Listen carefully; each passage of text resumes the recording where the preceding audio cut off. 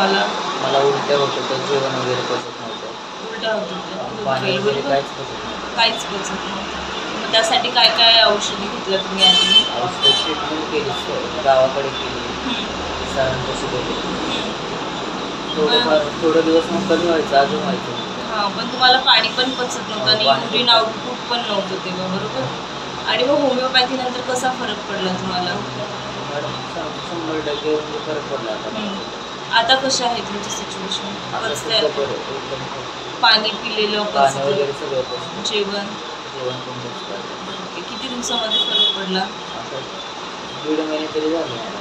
1.5 महिन्यामध्ये तुम्हाला पूर्ण पाणी आणि अन्न पचायला लागलं. पचायला लागलं. ओके. थँक्यू.